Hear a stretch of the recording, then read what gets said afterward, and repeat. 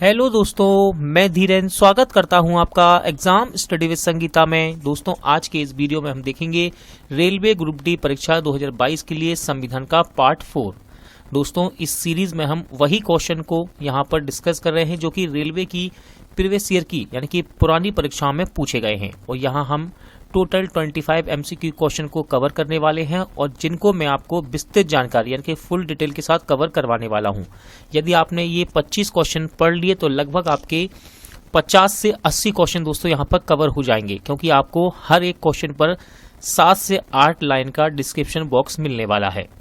दोस्तों, इससे पहले की वीडियो यदि आपने नहीं देखे हैं तो आप प्ले लिस्ट में जाकर देख सकते हैं। सभी वीडियो आपके आने वाली प्रतियोगिता परीक्षा के लिए इम्पोर्टेंट साबित रहेंगे।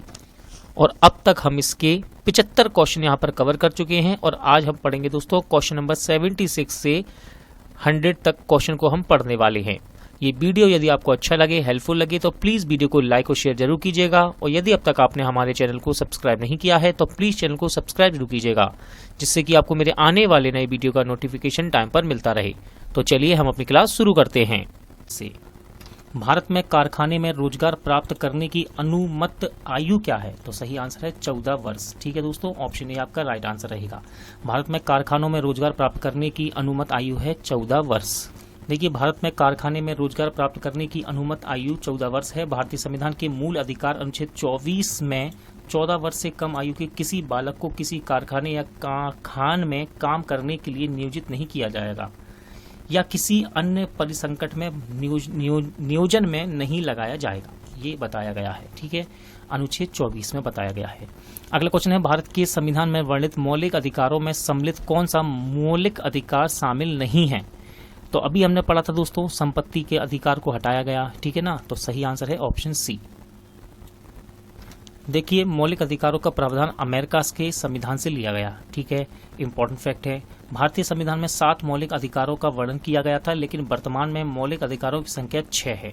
44वें संविधान संशोधन 1978 द्वारा संपत्ति को मौलिक अधिकार की श्रेणी से हटाकर सामान्य विधिक अधिकार बनाकर अनुच्छेद 300 का में जोड़ दिया गया।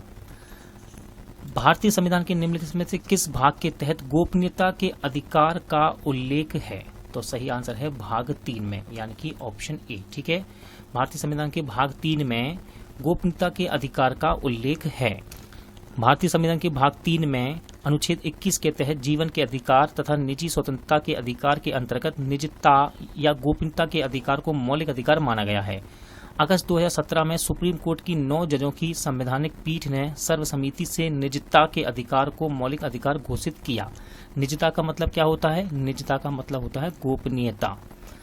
गोपनीयता का अधिकार भारत के संविधान के निम्नलिखित खंडों में से किसका एक अभिन्न हिस्सा है? तो दोस्तों, ये है आपका मौलिक अधिकार का अभिन्न हिस्सा है। क्या? गोपनीयता का अधिकार ये मौलिक अधिकार का ही हिस्सा है। भारतीय संविधान के अनुच्छेद 51A, या फिर इसको हिंदी में लिखेगा तो क्या कहेगा? 51 का में निम्नलिखित में से किसका उल्लेख है? तो इसमें उल्लेख है दोस्तों मौलिक कर्तव्य का। ठीक है ना, अनुच्छेद 51 का या 51A में मौलिक कर्तव्यों का उल्लेख है।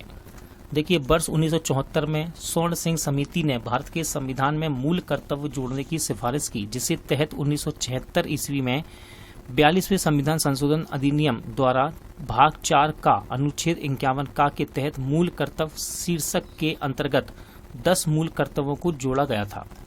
बाद में 86वें संविधान संशोधन अधिनियम 2002 के बाद एक मूल कर्तव्य जोड़ा गया। वर्तमान में मूल कर्तव्यों की संख्या कितनी है? 11। भारतीय संविधान का कौन सा भाग राज्य को बच्चों, महिलाओं, अनुसूचित जातियों और अनुसूचित जनजातियों के लिए विशेष प्रावधान बनाने का अधिकार देता है? राइट आंसर है ऑप्शन ए, यानी कि भाग 3। ठीक है दोस्तों, भाग 3 यह राज्य को बच्चों, महिलाओं, अनुसूचित जातियों और अनुसूचित जनजातियों के लिए विशेष प्रावधान बनाने का अधिकार देता है। देखिए, भारतीय संविधान का भाग 3 के अनुच्छेद 15(3) के अनुसार राज्य को स्त्रियों, बालकों के लिए विशेष उपबंध की शक्ति देता है। अनुच्छेद 15(4) के अनुसार राज्य को अनुसूचित जाति और अनुसूचित जाति तथा जनजातियों के लिए विशेष उपबंध की शक्ति है। अगला क्वेश्चन है, भारत में किस वर्ष शिक्षा का अधिकार अधिनियम लागू किया गया था? राइट आंसर है 2009 में। ठीक है, 2009 में भारत में शिक्षा का अधिकार अधिनियम लागू किया गया। क्या है ये शिक्षा का अधिकार? तो देखिए, भारत में शिक्षा का अधिकार अधिनियम 2009 में पारित हुआ। 1 अप्रैल 2010 से पूरे देश में लागू कर दिया गया, जिसके तहत 6 से 14 वर्ष तक के बच्चों को निःशुल्क और अनिवार्य शिक्षा का प्रावधान किया गया है। अगला क्वेश्चन है, मूलभूत अधिकारों में से ज्यादातर हमारे संविधान के किस अनुच्छेद में शामिल किए गए हैं? राइट आंसर है 12 से 35, यानी कि ऑप्शन बी। ठीक है, मूलभूत अधिकारों में से ज्यादातर हमारे संविधान के अनुच्छेद 12 से 35 में शामिल किए गए हैं। मूलभूत अधिकार संयुक्त राज्य अमेरिका से है। ठीक है दोस्तों, इसका वर्णन संविधान के भाग 3 में अनुच्छेद 12 से 35 में है। संविधान के भाग 3 को भारत का अधिकार पत्र यानी कि मैग्ना कार्टा भी कहा जाता है, इस बात को याद रखिएगा। संविधान के भाग 3 को भारत का अधिकार पत्र यानी कि मैग्ना कार्टा भी कहा जाता है। इसे मूल अधिकारों का जन्मदाता भी कहा जाता है। भारतीय संविधान में 6 मूल अधिकार दिए गए हैं। अगला क्वेश्चन है, निम्नलिखित में से कौन सा विकल्प भारतीय नागरिकता का मूलभूत अधिकार नहीं था? राइट आंसर है निजता का अधिकार यानी कि गोपनीयता का अधिकार। वो कह रहा है नहीं था, ठीक है ना, तो कौन सा नहीं था? निजता यानी कि गोपनीयता का अधिकार। देखिए, भारतीय नागरिक को निजता का अधिकार मूलभूत अधिकार नहीं था। वर्ष 2017 में 9 जजों वाली सुप्रीम कोर्ट की संवैधानिक पीठ ने सर्वसम्मति से निजता के अधिकार को मौलिक अधिकार बनाया है। क्वेश्चन में उसने क्या कहा? नहीं था, बाद में इसको बनाया गया है। ठीक है, 2017 में। अच्छा, पीठ ने कहा कि निजता का अधिकार संविधान के अनुच्छेद 21 के तहत दिए गए जीने के अधिकार और व्यक्ति की स्वतंत्रता का हिस्सा है। निजता का मतलब क्या है? गोपनीयता। ठीक है, अगला क्वेश्चन है, शिक्षा का अधिकार किस वर्ष मौलिक अधिकार में शामिल किया गया? हम इसकी डिस्क्रिप्शन अभी अच्छे से पढ़कर आए हैं ऊपर, तो आप आंसर लगा सकते हैं। राइट आंसर है ऑप्शन ए यानी कि अप्रैल 2010 में। दोबारा से देख लेते हैं इसको हम। शिक्षा का अधिकार मौलिक अधिकार में कब शामिल किया गया? अप्रैल 2010 में। दिसंबर 2002 में अनुच्छेद 21A भाग 3 के माध्यम से 86वां संविधान संशोधन विधेयक 6 से 14 साल के सभी बच्चों को मुफ्त और अनिवार्य शिक्षा के अधिकार को मौलिक अधिकार माना गया तथा 1 अप्रैल 2010 को जम्मू कश्मीर राज्य को छोड़कर पूरे भारत में इसे लागू किया गया था। भारत के संविधान के अनुसार निम्नलिखित में से कौन सा मौलिक अधिकार नहीं है? तो राइट आंसर है देश की रक्षा का अधिकार। ठीक है, बाकी सब हैं दोस्तों। देखिए, स्वतंत्रता का अधिकार, जीने का अधिकार, समानता का अधिकार, ये सभी मौलिक अधिकार में है, लेकिन कौन सा नहीं है मौलिक अधिकार में? तो यह है देश की रक्षा का अधिकार।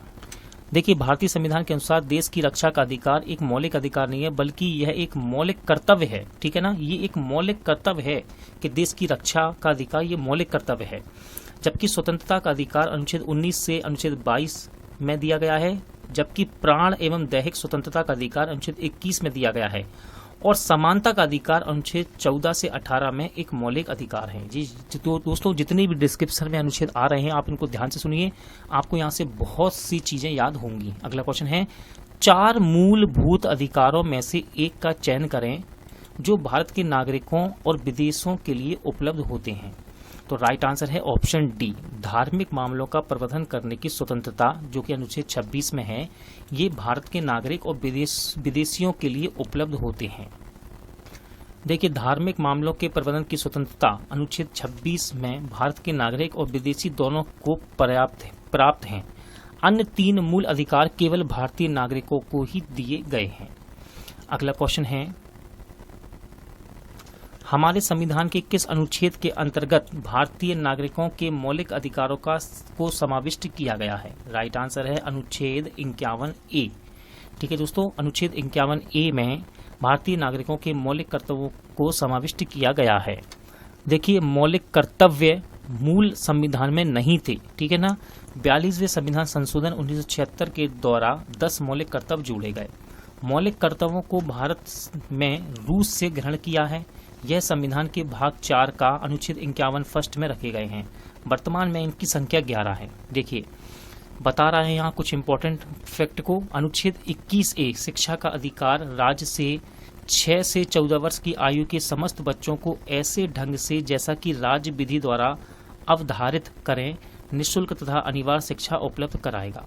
इसके बाद बात है अनुच्छेद 370 की।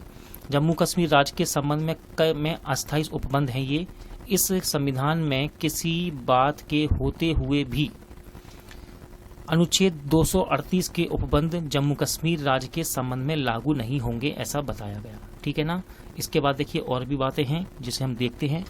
देखिए, उक्त राज्य के लिए विधि बनाने की संसद की शक्ति संघ सूची और समवर्ती सूची के उन विषयों तक सीमित होगी जो राष्ट्रपति राज्य सरकार के परामर्श से घोषित है। इसके बाद बात आती है अनुच्छेद 19A की। तो देखिए, स्वतंत्र आदि विषयों कुछ अधिकारों का संरक्षण है। यहाँ पर क्या है वो देखिए। पहला है वाक्य स्वतंत्र और अभिव्यक्ति स्वतंत्र का। दूसरा है शांतिपूर्वक निर्यायुद्ध सम्मेलन का। फिर है संगम या संघ बनाने का। इसके बाद है भारत के राज्य क्षेत्र में सर्वत्र अबाध संचारण का। फिर है भारत के राज्य क्षेत्र में किसी भाग में निवास करने और बस जाने का अधिकार। और लास्ट है कोई वृत्ति उपजीविका व्यापार या कारोबार करने का अधिकार। भारत के संविधान में कितने मौलिक कर्तव्यों का उल्लेख किया गया है? सही आंसर है दोस्तों इसका 11। ठीक है, भारतीय संविधान में 11 मौलिक कर्तव्यों का उल्लेख किया गया है। चलिए इसको ध्यान से देख लेते हैं, यहाँ से आपको काफी क्वेश्चन याद होंगे। देखिए, भारतीय संविधान के भाग 4 का के अनुच्छेद 51 का में 11 मौलिक कर्तव्यों का उल्लेख किया गया है। मूल संविधान में मौलिक कर्तव्यों का उल्लेख नहीं था। सरदार स्वर्ण सिंह की समिति, इस समिति का नाम याद रखिएगा, सरदार स्वर्ण सिंह समिति की सिफारिश पर 42वें संविधान संशोधन 1976 द्वारा भाग 4 के अनुच्छेद 51 का में 10 मौलिक कर्तव्यों को जोड़ा गया। 86वें संविधान संशोधन अधिनियम 2002 में द्वारा 11वां मूल कर्तव्य जोड़ा गया है, जो कि क्या है? 6 से 14 वर्ष की आयु के बच्चों के माता पिता या संरक्षक उन्हें शिक्षा का अवसर प्रदान करें। अगला क्वेश्चन है, भारत के संविधान में कितने मौलिक कर्तव्यों को प्रतिस्थापित किया गया है? तो राइट आंसर है ऑप्शन सी, यानी कि 11। अभी हमने देखा था कितने हैं, 11। Doctor B.R. अम्बेडकर द्वारा भारतीय संविधान के किस भाग को संविधान की अनोखी विशेषता कहा जाता है? तो देखिए, बहुत ही ज्यादा इंपॉर्टेंट क्वेश्चन है। अनोखी विशेषता कहा है इन्होंने किसे? राज्य के नीति के निर्देशक सिद्धांत। राजनीति के निर्देशक सिद्धांत को डॉक्टर B.R. अम्बेडकर द्वारा संविधान के भाग को संविधान की अनोखी विशेषता कहा गया है। राज्य के नीति निर्देशक सिद्धांत को डॉक्टर B.R. अम्बेडकर द्वारा संविधान की अनोखी विशेषता कहा गया। इसका वर्णन भाग 4 में अनुच्छेद 36 से 51 तक है। यह उपबंध आयरलैंड के संविधान से लिया गया है, याद रखिएगा। भाग 4 को संविधान की चेतना भी कहा जाता है, ध्यान रखिएगा, इंपॉर्टेंट फैक्ट है। अगला क्वेश्चन है, भारत के संविधान के किस भाग में समान नागरिक संहिता के प्रावधान का उल्लेख किया गया है? देखिए, राइट आंसर है भाग 4, यानी कि ऑप्शन बी। ठीक है, भारतीय संविधान के भाग 4 में नीति निर्देशक सिद्धांत के तहत अनुच्छेद 44 में समान नागरिक संहिता का वर्णन किया गया है। समान नागरिक संहिता अथवा समान आचार संहिता का अर्थ है एक धर्मनिरपेक्ष कानून होता है। दूसरे शब्दों में अलग अलग धर्मों के लिए अलग अलग सिविल कानून न होना ही समान नागरिक संहिता की मूल भावना है। हालांकि इस तरह का कानून अभी तक पूरी तरह से लागू नहीं किया जा सका। गोवा एकमात्र ऐसा राज्य है जहां यह लागू है। भारतीय संविधान के निम्नलिखित में से किस भाग में कार्यपालिका से न्यायपालिका से अलग किया गया है? राइट आंसर है ऑप्शन सी, राज्य के नीति निर्देशक सिद्धांत। ठीक है दोस्तों, राज्य के नीति निर्देशक सिद्धांत के द्वारा कार्यपालिका को न्यायपालिका से अलग किया गया है। देखिए, भारतीय संविधान के भाग 4 के अनुच्छेद 50 में कार्यपालिका से न्यायपालिका का पृथक्करण किया गया है। अगला क्वेश्चन है, भारतीय संविधान का चौथा अध्याय किससे संबंधित है? तो राइट आंसर है राज्य के नीति निर्देशक तत्व से। ठीक है दोस्तों, तो देखिए इसके बारे में फिर से देखते हैं। बहुत ही इंपॉर्टेंट फैक्ट यहाँ पर बन रहे हैं राज्य के नीति निर्देशक तत्व से।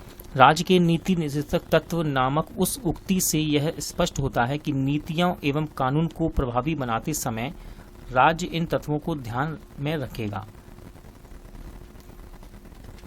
ये संवैधानिक निर्देश या विधायिकी, कार्यपालिका एवं प्रशासनिक मामलों में राज्य के लिए सिफारिश हैं। इनके हनन पर इन्हें न्यायालय द्वारा लागू नहीं कराया जा सकता। अगला क्वेश्चन देखते हैं, राज्य की नीतियों के निर्देशित सिद्धांतों के बारे में निम्नलिखित में से कौन सा कथन सच नहीं है? कह रहा है सच नहीं है। तो सही आंसर है ऑप्शन डी, ये अपने आप अपरिवर्तित होते हैं और इन्हें कार्यान्वयन करने के लिए किसी भी कानून की आवश्यकता नहीं होती है। ये सच नहीं है। ठीक है ना, और ऊपर आपसे कह रहा था कि कथनों में से कौन सा सच नहीं है, तो ये सच नहीं है। चलिए इसके बारे में और भी जानकारी देखते हैं हम। देखिए, भारतीय संविधान के भाग 4 के अनुच्छेद 36 से 51 तक राज्य की नीति निर्देशक तत्वों को शामिल किया गया। अनुच्छेद 37 के अनुसार ये तत्व किसी न्यायालय में लागू नहीं करवाए जा सकते। यह तत्व वैधानिक न होकर राजनीतिक स्वरूप रखते हैं। ये मात्र राज्य के लिए ऐसे सामान्य निर्देश हैं जिसके अनुसार राज्य कुछ ऐसे कार्य करे जो राज्य की जनता के लिए लाभदायक हों। इन नीतियों का पालन कार्यपालिका की नीति तथा विधायिकी की विधियों से हो सकता है। अगला क्वेश्चन है, समान सिविल संहिता का वर्णन संविधान के किस अनुच्छेद में है? तो राइट आंसर है दोस्तों इसका ऑप्शन डी, यानी कि 44। ठीक है, अनुच्छेद 44 में समान सिविल संहिता का वर्णन किया गया है। तो इसको जरा हम एक बार डिटेल में भी देख लेते हैं। देखिए, राज्य के नीति निर्देशक सिद्धांत का वर्णन संविधान के भाग 4 अनुच्छेद 36 से 51 में किया गया है। अनुच्छेद 44 में नागरिकों के लिए एक समान सिविल संहिता वर्णन है। अनुच्छेद 41A में कुछ दशा में काम, शिक्षा और लोक सहायता पाने का अधिकार है। अनुच्छेद 42 में काम की न्याय संगत और मनोवोचित दशाओं तथा प्रसूति सहायता पाने का अधिकार है।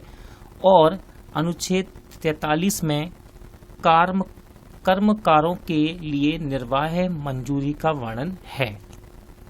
निम्नलिखित में से किस पूर्व भारतीय राष्ट्रपति ने सबसे कम अवधि के लिए पदभार संभाला है? तो इसका सही आंसर है ऑप्शन ए, यानी कि डॉक्टर जाकिर हुसैन। डॉक्टर जाकिर हुसैन ने सबसे कम अवधि के लिए पदभार संभाला है। चलिए देखते हैं दोस्तों राष्ट्रपति के पद के बारे में। देखिए, राष्ट्रपति देश का संवैधानिक प्रधान होता है एवं भारत का प्रथम नागरिक कहलाता है। डॉक्टर राजेंद्र प्रसाद भारत के प्रथम राष्ट्रपति थे, जबकि डॉक्टर जाकिर हुसैन भारत के तीसरे राष्ट्रपति थे। इस बात को याद रखिएगा, जिनका कार्यकाल लगभग 2 वर्ष 67 से 69 तक 1967 से 1969 तक का था, जो सबसे कम अवधि के राष्ट्रपति थे। वर्तमान में रामनाथ कोविंद भारत के 14वें राष्ट्रपति हैं। ठीक है, याद रखिएगा, ये फैक्ट इंपॉर्टेंट है।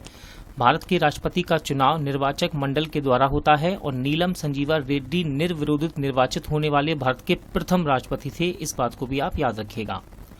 अगला क्वेश्चन देखते हैं, निम्नलिखित में से भारत की रक्षा सेवाओं से संबंधित सभी मामलों के लिए संसद के प्रति सीधे जवाबदेह है, यानी कि कौन, इसमें से कौन व्यक्ति सीधे जवाबदेह है? तो सही आंसर है दोस्तों रक्षा मंत्री। ठीक है, ऑप्शन ए। चलिए इससे संबंधित और भी इंपॉर्टेंट फैक्ट को हम देखते हैं। देखिए, भारत की रक्षा सेवाओं से संबंधित सभी मामलों के लिए संसद के प्रति सीधे जवाबदेह भारत का रक्षा मंत्री होता है।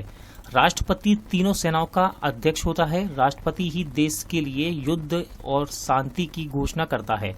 भारतीय सशस्त्र सेनाओं की सर्वोच्च कमान भारत के राष्ट्रपति के पास होती है, जबकि राष्ट्र की रक्षा का दायित्व मंत्रिमंडल के पास होता है। इसका निर्वहन रक्षा मंत्रालय द्वारा किया जाता है।